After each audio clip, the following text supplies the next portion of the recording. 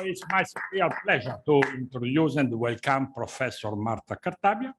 As just Rocco Buttiglione mentioned, Italian Miss of Justice. But she is, first of all, an academic. She is professor of constitutional law in the University of Milan, and she served for one term as president of the Italian Constitutional Court.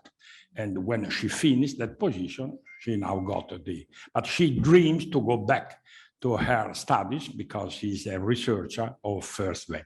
So thank you very much, Marta. And last but not least, she has been nominated by Pope Francis very recently, the other week, as a new academic of this academy, Pontifical Academy of Social Science. So now she's a member of ours, so she's like her. So thank you very much, Marta. And she said that she can spare time because she has already settled all the problems in the Ministry of Justice in Italy this morning. And so she can stay with us until the end of the session. Thank you very much, Marta. Thank you. The floor is yours. Thank you. Is it okay? Yes. Should I wear the mask? No, better not. Okay, thank you very much. So first of all, thank you so much for inviting me, for accepting me as a member of this wonderful academy, Pontifical Academy of Social Science, and for inviting me to share thoughts with you on a topic that is really very, very relevant. And I would like just to say a few words from the perspective that is in my capacity now, that is the public figure being confronted every day with the public debate. First of all, I can confirm totally what was mentioned in the opening statement of the booklet inviting and explaining this conference. A statement that says, I think it is taken from the Oxford Dictionary or something like that, that post-truth means that objective facts are less influential in shaping public opinion than appeals to emotions and personal beliefs. This is unfortunately very true. It is a fight in everyday work of the Minister of Justice, but I think every public figure has the same problem, to try to convey in a proper way the real result of the action, the real problem as they are in reality coming from statistical data. It is very difficult because it is enough to have an emotional element, an emotional example that all the work trying to explain in a rational way why certain decisions are taken, why the government explores certain solutions can be dilated very quickly by, if not disinformation, which implies a deliberate element, at least by misinformation, inaccurate information. And I would like to, since this session is focused on science, faith and politics, I want to give you a couple of examples, not taken from the field that I know better, which is legal reforms and so on and so forth, but something that everybody has experimented in this time, meaning some example coming from the pandemic and to the response, the reply of government to the pandemic. This government was nominated in February, and the campaign of vaccination just started in that moment. The main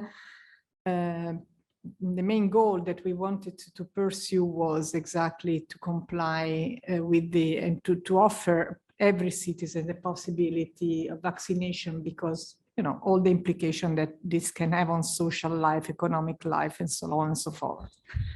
During the month of April, one woman in one of the regions of Italy died a few days after being vaccinated with the AstraZeneca vaccine. Couple of days after the news was spread on the newspaper, the distribution of that vaccine was suspended for a few days. Some tests were conducted by the Italian and the European competent authorities. After this check, everything was explained as one of the occurrences that unfortunately can arrive with vaccine, but that was not worrisome, it was not dangerous for all the people that were taking this vaccine. However, in Denmark, the vaccination with AstraZeneca was put to an end. After this test, figures says that adverse effects are very rare. Figure says that the virus is much riskier than the vaccine, but people were panicking. Many people, since that day, refused to be vaccinated with AstraZeneca. I can tell you that AstraZeneca was offered also to the police that has a service in the prisons, and I am competent on that body of the army. And it was a problem to convince them that was not dangerous, regardless scientific evidence is offered by the competent authorities.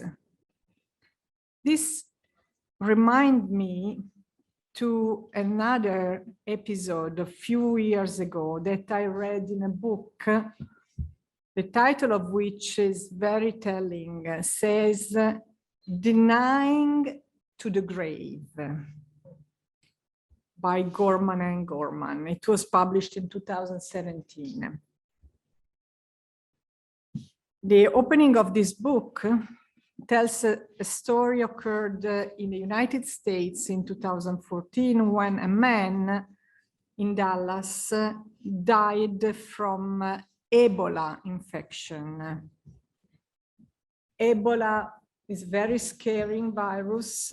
Newspaper all over the country blared the news that the first case of Ebola was in the United States.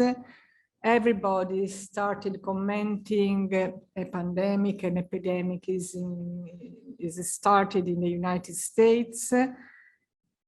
By the end of that month, a total of 4 cases had developed in the United States. 2 people, including the first one, acquired it in African countries where the disease is epidemic, and 2 nurses who cared for those people.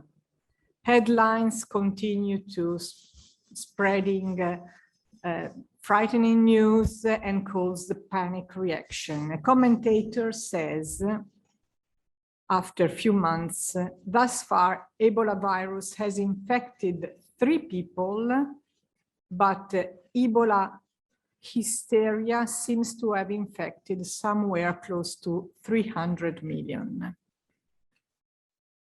And it was, it was a serious problem. People refusing to go around, to send the students to school, to use the normal transportation, and so on and so forth. Human history is full of examples of false information, inaccurate information, even manipulation, and intellectual deceivers. Lies, fake news, misleading accounts, partial truths are part and parcel of the political life and political debate. In a way, nothing is new under the sun, but I consider that there is one factor that is really changing a bit the context of this debate, and is the fact that the internet functions on a scale and at a speed that is really unprecedented in human history. The magnitude of the potential makes our time an unprecedented scenario. And in my view, there is another element just put on the table probably was something that you have already explored in the previous session, the technological factor, and the other factor is that in the current public debate is not only the philosophical truth that is at risk, but it is the factual truth.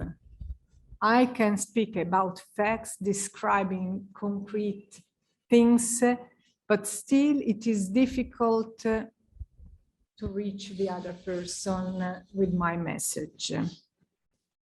I think that Hannah Arendt was one of the first who understood this kind of problem, this kind of the problem in the relationship with truth and politics.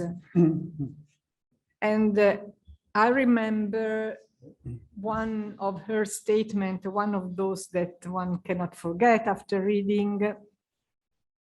She says, facts are vulnerable because they are often presented as opinions.